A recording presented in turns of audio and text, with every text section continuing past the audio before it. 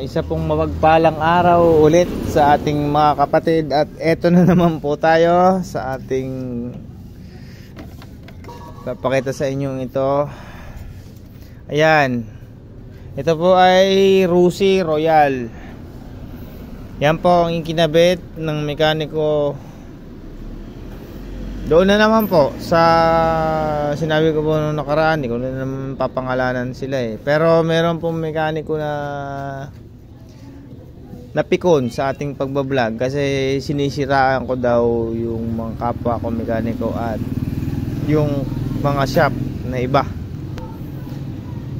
Sa tingin po ninyo, ayan, itsura po ngayon. Paano pong sisiraan kung ginagawa nyo naman po ng tama yung inyong dapat gawin? Kung inaayos nyo ng tama yung mga dapat ayusin, hindi ka naman po may mention sa kawan nito sa aking vlog. Lagi na lang pong ganito ang aking ginagawa dito Kagaya nyan, ayan, panoorin nyo po ha. Yan nyo itong cable, pang anong motor to? Diba, hindi na yan po pwede dyan. Mali na yan. Eto, pang anong motor din to? Hindi rin dapat yan dyan. Hindi rin po pwede yan dyan. Kaya ayan, silipin nyo yun, pwestong yan dapat diba dito. At saka ito, pinalitan nyo din ito. Yung may-ari nito, lagi na daw munti ka na siyang maaksidente dahil nagwa-wild, tapos basta na lang mamamatay, takbo. Dapat kapag halimbawa wala kayong pyesa ng motor na compatible sa gagawin yung motor, tanggahan nyo na lang, wag nyo na lang tanggapin, wag nyo nang piliting gawin kaysa ganito ang mangyayari. Tapos mapipikong kayo sa akin, sabihin ko sinisiraan ko kayo. Wag ganon. Ako, kahit ako ay sabihin ninyong nagbablog ng ganito, ginagawa ko ng ayos to. Kaya ako kino-content, ginagawa ko ng ayos. At saka for awareness sa ating mga customer. Ayan kung ayaw nyong laging kasi nangyayari ay para daw ako'y nambabash lagi ng mga shop dito. Kung inaayos nyo ba naman, hindi wala tayong problema. Wala akong maipakitang ganito. Mamaya aking bubunutin muna to. Eto na. Ayan, hindi naman po masamang mag-modify tayo kung nasa sa ayos at kung tama ang pagkaka-assemble natin. Ayan kita nyo yung ginawa. Yun, ang kanyang manifold is pinutol, nilagari or grinder pa baga. Grinder nga, may talim pa dito, hindi pa kaninis pinutol, tapos nilagyan neto insulator number ako. Aray ko po. Tsaka ito, pagmasdan nyo kung tama ba ang kanyang ginawa. Tabingin na nga ito doon, tagilid na doon. Pinilit pa rin ikabit. Ayan nangyari yan. At saka ayan. Tama ba yan? Paanong hindi kayo mababash niyang mga trabaho nyo yan? Kagaya nito, ilang beses na daw ma-aksidente yung may-ari nito kasi nagwa-wild. Scooter ito. Hindi ito yung di-clutch na pag nag-wild, pipisilin mo lang ang clutch, free wheel na. Ito, hindi scooter to. Hindi po pwedeng ganun.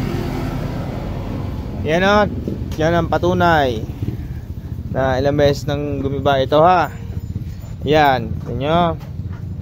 Ito nangyayari sa kanya. Yan. Yan. Ilang beses daw taob ito kasi wild na wild. Yan bangas. Yan. Yung may-ari nito, madami ding bangas. Tapos mapipikong kayo sa akin, sabihin nyo may content lang ako, sisiraan ko yung shop ninyo or kung sino mekaniko ko. Wala naman akong mini-mention na mekaniko at saka shop sa aking mga vlog. Ito lang mga maling ginawa, yun lang ang mini-mention ko, walang tao. Sige, ayusin natin to, babalik natin to. Wala pala ako makuha na original nito. At saka isa pa, yung tinanggal ninyo dito mga original na pyesa, hindi nyo na pinadala sa may-ari. Hindi nyo binalik doon sa may-ari yung mga lumang pyesa, yung original na pyesa nito. Wala na. Hindi nyo binigay. Sana naibalik ko yung original. Eh ngayon wala akong makuhanan nito dito, bilisan, kasi gamit na gamit daw ito ng may-ari. Kailangan ko may-ari matapos ito hanggang mamaya. Pero ito, nakakuha naman ako ng manifold na ganito. Sa kasa ako nakakuha, hindi pa original, yung hindi original, hindi bago. Surplus lang din, pero mismo pang dito, kinalas lang yata doon sa motor doon, sa mga motor doon na repo nila. At ang ilalagay kong carburetor dito, gusto kayo ito para alam niyo kung anong carburetor ang magmamatch dito. Kung sakasakaling magpapalit ng carburetor nito, bawa may problema ang carburetor nito, pambilisan, pwede pong ilagay dito Wave 100. At ang pinakatabas na ilagay dito, dahil 125 ito, Pure 125. Oh.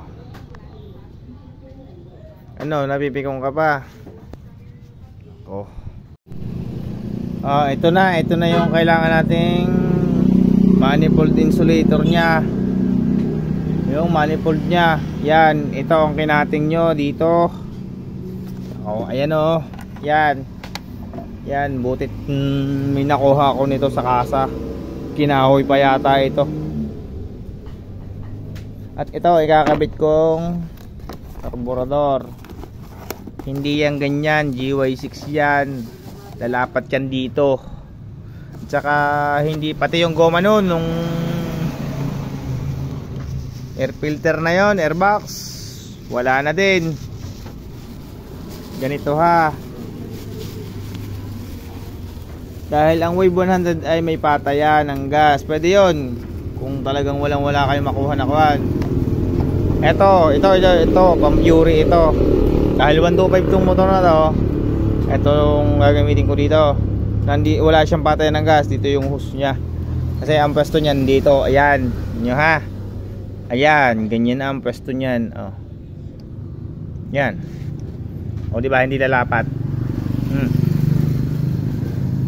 Mababa pa pala ng konti yan. Ganun pa. Yun. Yan, ganyan ang pwesto nyan. Hindi yun sa inyo tumama na to. Okay. Ito na po. Kinabit ko ay pang Pure 125. Kasi kapag ka XRM 110 or Wave 100 or XRM 125, dahil wala nga makuha kami sa rusin itong carburetor na to, lalapat siya dito yung kanyang patayan ng gas. Di ba may patayan, lalapat siya dito sa tensioner. Kinuha ko na lang itong Pure. Yung Pure, wala siyang patayan ng gas, saktong rekta lang din dito. Yan, kinabit ko yung mga hose, saktong-sakto lahat yan. Itong hose na to dito, yan. Ito yan ang kanyang throttle. Yan, ganyan. Lagyan na lang ito ng saklob dito para hindi pasukan ng tubig. Wala yung kanyang goma dito, dapat pasok din sana yung goma niya dyan. Yan, ganyan ang itsura niya dapat. Yan, buhayin natin. Testingin natin ang kanyang yan wala pa pong battery yan. Walang battery. Yun, yan. Yun ang battery niya. Yan yan, maandar na siya. Di ba kaganda ng minor niya? Yan. Kasi magmamatch din po ang carburetor na ito. At 125 po ito. 125 din itong ating nilagay. Pang Pure nga lang. Ayan natin niya.